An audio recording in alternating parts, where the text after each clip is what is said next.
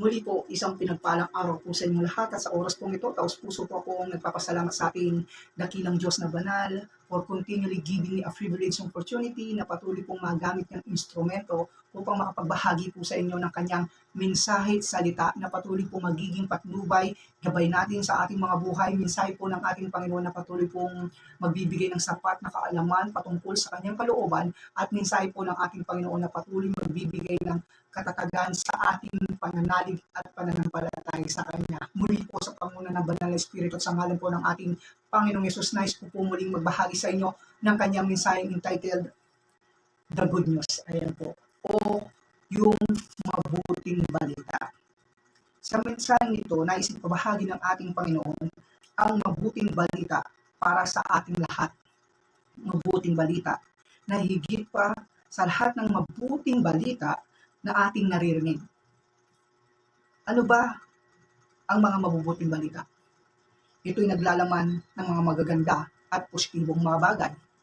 Ngunit sa oras pong ito, nais pong ipabahagi ng ating Panginoon Diyos yung tunay na mabuting balita na galing sa Kanya. Higit sa magaganda at positibong mga bagay, kundi ang mabuting balitang nanggagaling sa ating Panginoon Diyos ay magbibigay ito sa atin ng pag-asa, kalakasan, kagalingan, at magbibigay sa atin ng maayos at payapang buhay. Yan po ang naisipabahagi po sa oras na to ng ating Panginoon, ang marinig po natin yung tunay na mabuting balita na galing po sa ating Panginoong Diyos. Ang mga naririnig po natin sa ating mundo ngayon ay yung mga literal na mabubuting balita na nagbibigay po ng maganda at positibong pananaw sa ating buhay.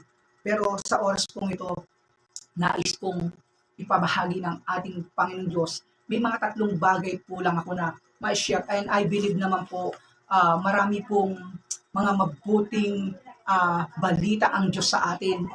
Ngunit sa oras na to ay magbibigay lang po ako ng tatlong mabubuting balita na nais ipabahagi sa atin ng ating dakilang Diyos na nais niyang marinig natin. Ayan po. Ano po ba yung pinaka-best na mabuting balita na galing sa Diyos? Number 1, God loves you. Ayan po. Tunay nga po, ito po ang pinaka-greatest at pinaka-dakilang mabuting balita. Mahal ka ng Diyos. Ayan po. Kahit ano ka pa man, kahit sino ka pa man, mahal na mahal ka ng Diyos. Kahit sabihin mong ikaw ay makasalanan o patuloy ka nag-fail, patuloy ka nakakagawa ng mga bagay na hindi tama o nakakalimot ka sa Diyos, lagi mong tatandaan, mahal na mahal na mahal ka ng Diyos. Ayon po sa Book of Romans, ganito po ang nasusulat. Book of Romans chapter 8, 38 to 39, ganito po ang nasusulat. Book of Romans chapter 8, 38 to 39, sapagkat natitiyak kong walang makakapaghiwalay sa atin sa kanyang pag-ibig, kahit ang kamatayan o ang buhay, ang mga anghel o ang pamunuan at ang mga kapangyarihan sa kasalukuyan o hinarap. Verse 39, ang kataas-taasan, ang kalaliman o alinmang nilalang ay hindi makakapaghiwalay sa atin sa pag-ibig ng Diyos na ipinagkaloob sa atin sa pamamagitan ni Kristo Jesus na ating Panginoon. Ayan po, sa verse chapter 8 ng Roma, verse 38 to 39, pinakita po doon, sabi nga, wala po daw makapaghihiwalay sa atin sa pag-ibig ng Diyos. Kaya kung inaakala po natin na tayo ay hindi po patatawarin ng Diyos sa ating mga kasalanan, o kung inaakala natin na kailangan muna na tayo ay maging mabuti, mabago muna bago tayo maglingkod o lumapit sa Diyos dahil tayo makasalanan, hindi po. Kahit na makasalanan ka sa oras na to, mahal na mahal ka ng Diyos. Ang nais lang po ng ating Panginoon Diyos ay magsisi po tayo, lumapit po tayo sa Kanya, patuloy humingi po ng kapatawaran. Tandaan po natin, kung yung mindset po natin na, ay kaya hindi ako nakakapaglingkod kay Lord, kaya hindi ako nag-church, kasi makasalanan pa ako kailangan baguhin ko muna ito. Hindi po yan mangyayari. Tandaan po natin, hindi po ang iyong sarili ang makapagbabago sa iyong sarili, kundi kailangan po ang tulong at pagmamahal ng Diyos upang tulubusan kang mabago. Kaya po, lagi pong ipapaalala po ng ating Panginoon Diyos ang mabuting balitang ito na mahal na mahal na mahal ka ng Diyos. Kaya anuman ang katayuan mo sa buhay o sitwasyon mo sa buhay o kinalalagyan mo sa buhay, patuloy ka lang lumapit, manalig at magtiwala sa Diyos dahil siya'y handang magpatawad, siya'y handang kumukup sa'yo dahil ang tunay na dahilan ay mahal na mahal ka ng Diyos. Yan po ang unang magandang balita. At ang pangalawa po ay God save you. Ayan po. Tayo po ay iniligtas ng Diyos. Yan po ang isang napakadakilat masarap na mabuting balita.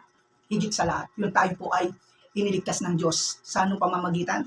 Sa John 3:16, mababasa po natin ang ganito. Sa John 3:16, gayon na lamang ang pag-ibig ng Diyos sa sangkatauhan, kaya ipinagkaloob niya ang kaisa-isa niyang bugtong ng anak, na kung sino man ang sumampalataya ay hindi mapahamak kundi magkaroon ng buhay na walang hanggan. Through our Lord Jesus, isinend po ng ating Panginoong Diyos dahil sa wagas ng pag-ibig niya sa atin, ang ating Panginoong Yesus upang tayo ay maligtas sa pamamagitan po ng ating Panginoong Yesus. Yan po.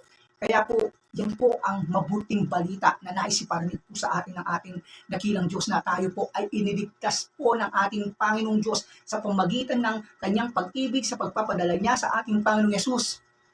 Na kung sino man ang sumampalataya sa ating Panginoong Yesus ay maliligtas at magkakaroon ng buhay na walang hanggan.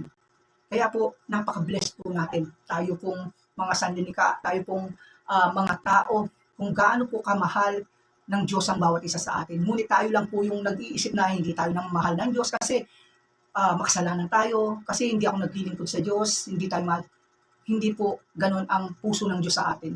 Kaya kung babasahin po natin muli yung Book of Romans, di po ba? Wala pong makakapaghiwalay sa pag-ibig ng Diyos sa atin. Dahil mahal na mahal po tayo ng Diyos, dahil tayo kanyang linikha. Ang nais niya lang po ay maibalik tayo muli sa kanya sa pamamagitan ng pagsisisi at pagtalikod sa ating mga masamang gawa na hindi naayon sa kanyang kalooban. Kaya po, napakaganda po ng mensaheng ito na higit pa sa anumang mabuting balitang ating naririnig sa ating pang-araw-araw na buhay. And pangatlo, ano po yung pangatlong mabuting balita?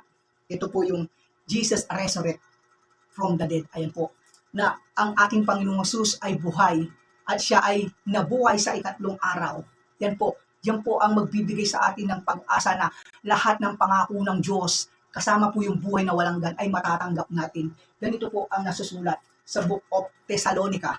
Ayan po, Book of Thessalonica, chapter 4:14. Ganito po ang nasulat.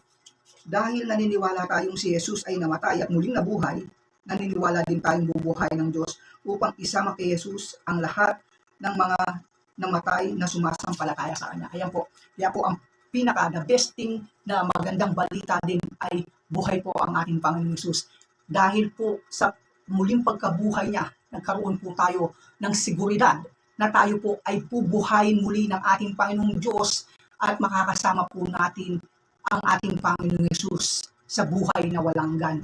Yan po ang mga mabubuting balita na higit pa sa ating naririnig sa araw-araw sa ating buhay. Kaya po, sa mumunting mensaheng ipinagkaloob po sa atin ng ating dakilang Diyos na banal, sa oras na to, nawa po ay patuloy po nating panghawakan yung mga mabuting balitang galing po sa ating dakilang Diyos na banal na higit pa sa mga balita sa ating henerasyon ngayon. Kaya po, to be close, all the best and the true good news can be seen and read in His Scripture or in His Holy Bible. Ayan po. Kung gusto po daw natin makarinig ng mga tunay at dakilang mga mabubuting balita, basahin po natin ang salita ng Diyos. Yan po ay ang Biblia. Yan po nakasulat ang lahat ng mga mabuting balitang galing sa Diyos na magbibigay sa atin ng kalakasan, kagalingan, magbibigay sa atin ng kapayapaan, maayos at magandang buhay. Muli po, patuloy po ako nagpapasalamat sa Diyos na patuloy nagbibigay po sa atin continually ng mga